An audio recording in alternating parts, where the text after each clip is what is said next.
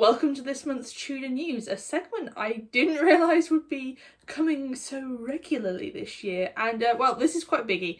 I mean, I say that about all of them, but this is also quite a biggie. So, new research has revealed secret passages in the most famous and well-studied history of Elizabeth I's reign, drawing to light some startling revelations. William Camden was a professor, an antiquarian, a historian that lived in the late 16th and early 17th centuries. His first work, Britannia, which was published in 1586, was a remarkable work in, and I have to check the pronunciation, choreography. Not choreography, not dancing. It's a work combining geography and history together. Camden wanted to not only describe the landscape of Britain that he knew, but how by studying the landscape we can see the works and acts of past generations and how that's shaped the landscape that we know. It's one of the first serious studies of sort of the impacts of Roman Britain, for example, and he was renowned as a scholar and a Renaissance man, and he was pretty well respected internationally. In 1597, Lord Burleigh, my local boy, suggested to Camden that he should write a history of the reign of Elizabeth I. Now, he didn't start working on it until 1607, when James VI and I took a rather vested interest in the project, but he did have access to official state papers, letters, documents on a fairly unprecedented level. And he produced one of the first and greatest works of historiography. So it's not written as a contained ongoing narrative, but it's more in the style of something like the Anglo-Saxon Chronicle. So each year of her reign is recorded as a separate entry, and it's pretty standard. Well, it's been pretty standardly accepted that Camden's work is fairly impartial and reliable. Most historians of the period rely on it as a source for information we just can't get anywhere else. I myself have used Camden's work extensively through my video oeuvre. But as you may have guessed, this history was the official history, made with the support of the state, the patronage of the state, the money of the state, the official documents of the state, and the final approval of the state. Camden was aware of his need to make both Elizabeth and James look good. After all, Elizabeth's reign is unquestionably a golden age of culture, of poetry, of art, but it did see domestic and international politics fixed into a state of significant stagnation as she tried to maintain a steadfast middle ground. Her diplomacy was rather stuck and inflexible. And, for James, there was just the slight, the trifling, not very big problem of that whole succession issue and how she cut off his mum's head. And, James did have an interest in smoothing over that succession issue and presenting himself as being the totally number one, sole choice, definitely planned. There was never any questions about it.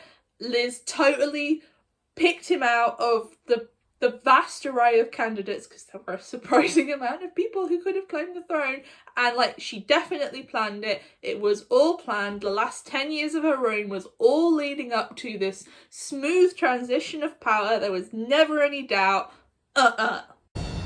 Dela, which of your all-star teammates have you chosen? This is the easiest choice that I have had to make this entire season. Even though we've taken it as being impartial, Camden did heavily revise and censor his own work. So he would either just write over the passages that he thought might upset James, or he wrote entire stretches, entire paragraphs, and then sort of went, I'm not too sure, and then he would just glue paper over the top and write on that. In fact, these papers these little cover-ups. They're glued down so tightly that it's actually physically impossible to remove them. Any attempts would rip the pages, and then they would destroy the original documents forever. All these unapproved, uncensored passages, we haven't been able to access or read any of them. Until now, James VI was not able to predict enhanced imaging technology and transmitted light that can be used to make these hidden passages perfectly readable to the modern eye. This research has been led by PhD student Helena Rakowska as part of a partnership between the University of Oxford, the British Library and the Open University. Rakowska is quoted as saying, "William Camden's annals have long been regarded the first history of Elizabeth's reign, and it's been a thrill to have the chance to use new imaging technology thanks to my collaborative PhD with the British Library to explore hundreds of previously covered passages in Camden's text for the first time. While historians have studied the annals and print before, an in-depth analysis of the manuscript drafts has never been done, and the sheer amount of new information we've been able to discover regarding Elizabeth's reign has been astounding." What's been revealed so far? Let's go through some of these highlights. Camden reported in 1598 that a man named Valentine Thomas had accused the King of Scots with ill affection towards the Queen. Actually, Valentine Thomas claimed he'd been sent to murder Elizabeth by James. But as James also had the slight annoying habit of sending writers to prison when they slandered him, Camden just covered that up. Never happened.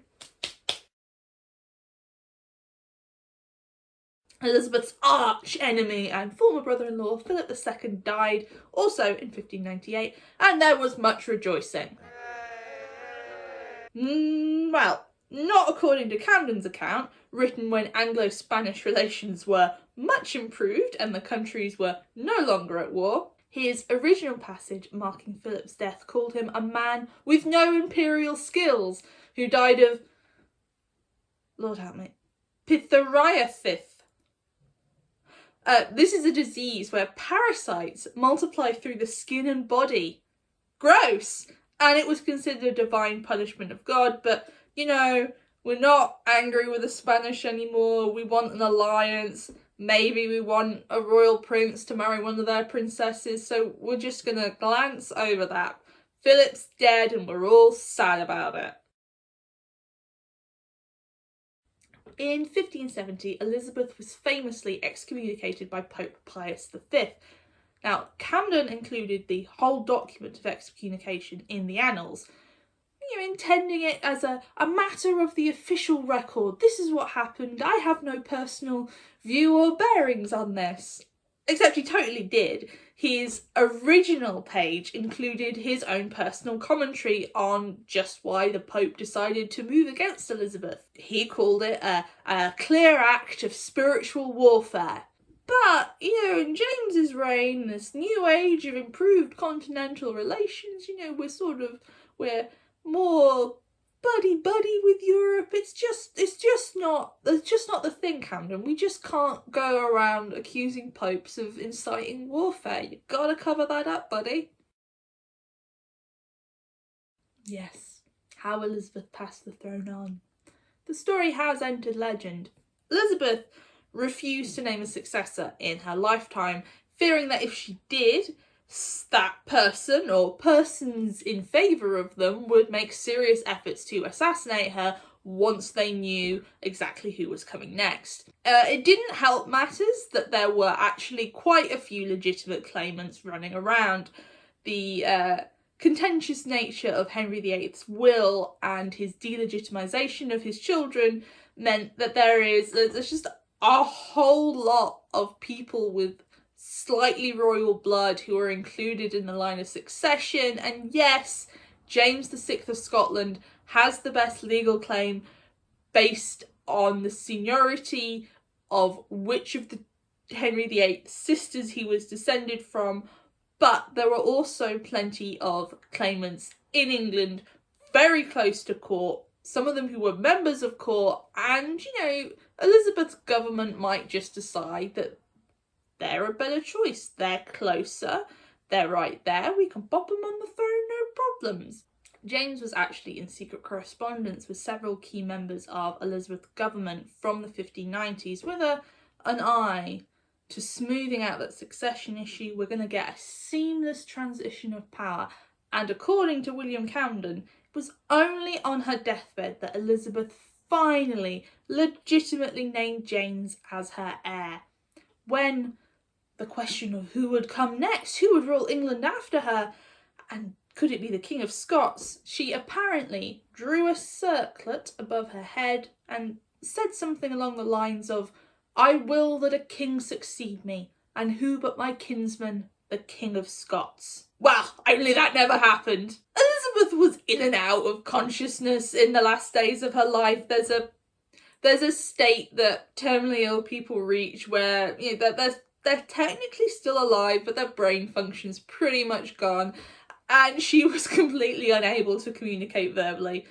This story was just completely made up, probably to make James look much better, and that his succession was definitely approved of by Elizabeth, and, you know, it didn't involve the decade-long conspiracy by her ministers to make sure that, like, I don't know, Arbella Stewart didn't become queen. I mean, which honestly was probably the best outcome for all involved. She would not have done a good job. But as with every new Tudor revelation, I will be keeping a close eye on this, looking out for the new research and wondering just what might come out of this. Who knows what secrets William Camden knew but have been lost because it's been 400 years. We no longer have the primary documents he used. He's dead. He wrote them down, tried to conceal them, but could not predict the advance of modern technology. Who knows? Maybe he knew the true answer of what happened to Amy Dudley, or the actual birth year of Anne Boleyn. We don't know, and I'll be very interested to see what comes out of this project. Any other big updates, I will bring them to your monthly edition of Tudor News.